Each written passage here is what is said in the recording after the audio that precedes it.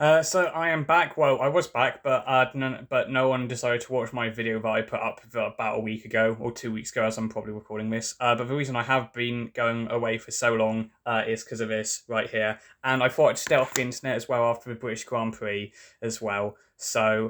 As you can see, we're going to be looking at some terrible, just outright awful Formula One takes.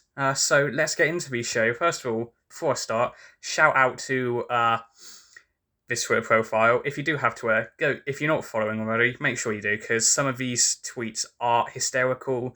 Some of them are a little bit odd, and some of them are just downright terrible.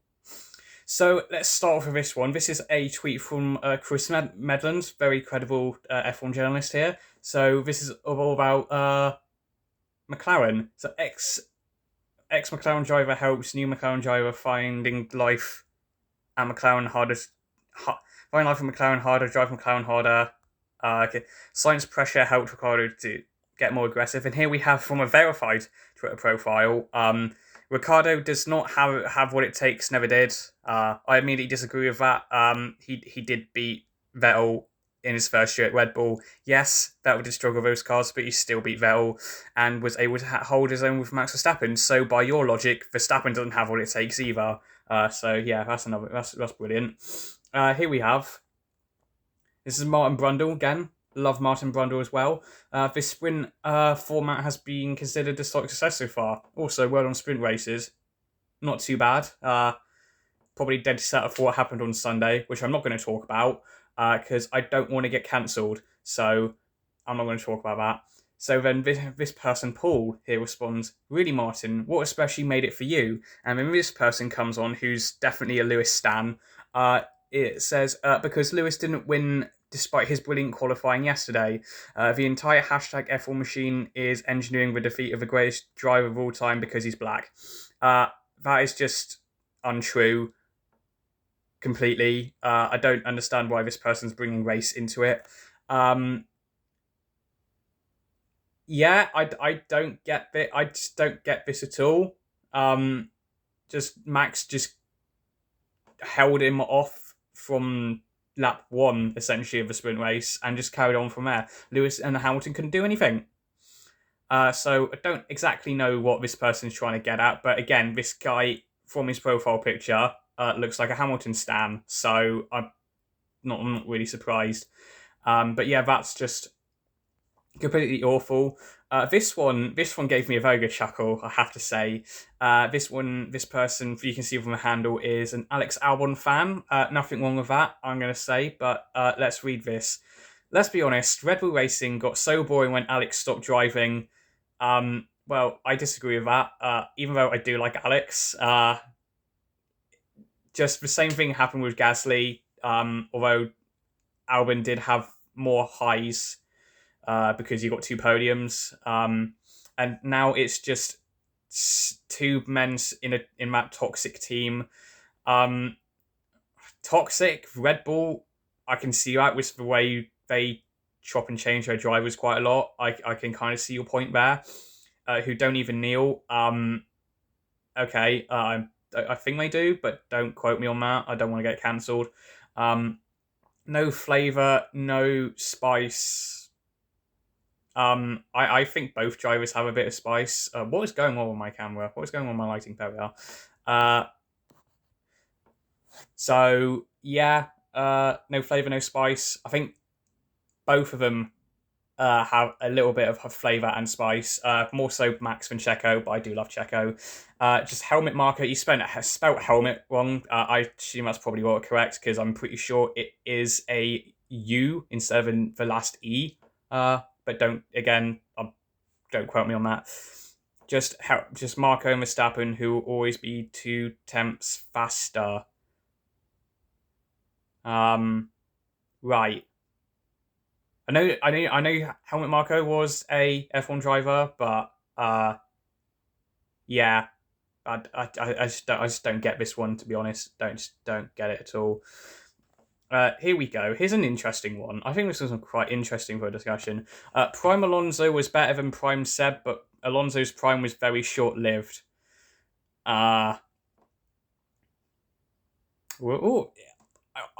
that is quite a spicy topic, to be fair. I will say, love you, but this ain't it. I simply don't rate Seb and never have done. For me, he's one of the weaker drivers on the grid, and it was also a property of circumstance. But then, surely, by your logic, every F1 world champion or multiple world champion is a property of circumstance because they're at the right place at the right time. Surely. Does anyone else agree with me there? Because that's what I'm getting from this. That's what I'm getting from this. I will also admit I used to be quite a big Seb hater. But obviously that was back when he was winning all the time, and as I explained in my why Mercedes dominance is bad for F1 or something along those lines. I just took no one likes serial winners. No one likes the same person constantly winning over and over and over again. That's why 2012 was so good. That was why to an extent, probably why 2021, hopefully, fingers crossed, is going to be really good because Verstappen and Hamilton are going at it. I hope so, at least. We'll see after. So we see. Depends what happens after the British Grand Prix. That might not be so. But yeah, that's definitely Alonso and prime Vettel debate is definitely interesting. I'd say Alonso because he had better drives. I'd say. I might do a video on this actually because this might be quite an interesting topic actually. No, Vodafone is genuinely their worst livery. I strongly disagree. I think the McLaren Vodafone livery, since when they used it from 2007 till 2012 or 13, I don't know if they had the sponsorship for 2013 or not. Actually, no, it was because they lost all their sponsors in 24 after that god awful year. I strongly disagree. I think this is one of the most iconic liveries in F1 of all time. That was just and this is a very old tweet actually, or see it was a tweet. So this is from 2017 when Bottas was announced at Mercedes, and this person responds, "I bet Lewis Hamilton is not happy going to be second fiddle once again. How wrong you are, good sir. How wrong you were." That's what I'm going to say on that one. This is one I must skip past, but I found this one. I just got to include it. Hamilton without these would still be a one-time champ, by the way. James Allison and the FIA. The FIA. I don't know if you're aware of this, Connor. But FIA usually stands for Ferrari International Assistance, and that's coming from a Ferrari fan. And Mercedes. No, because he could have won it in 2012 if that McLaren actually had decent reliability, and should have won it in 2007. But unfortunately, his car lost gears in Brazil, and China happened as well in that season. So maybe by that he maybe should be a 3-time world champion if he didn't go to Mercedes, if stars aligned, which luck needs to kind of happen. You do need a little bit of luck in F1. That's all I've got to say on that one. This one is another good one. I don't know how long we'll be going for, but some F1 tweets, they're just fucking terrible.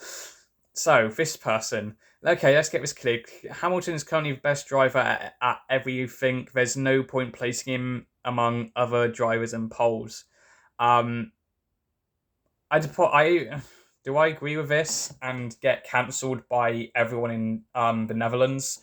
I'd say yes, purely because Verstappen hasn't got everything just yet. He's definitely got it all. He's got it all. Hasn't mastered all of it yet, is what I would say to that. There's no point placing him among our drivers in polls. Well, he never wins the polls anyway because he is so polarising, Hamilton. He's like Marmite. You love him or you hate him. Unlike me, because I'm in between. I don't love him. I don't hate him. Definitely respect him. And he's definitely one of the greatest drivers of all time in the sport. Just because of his... Like, if you look at his achievements that he's done alone, like... Yeah.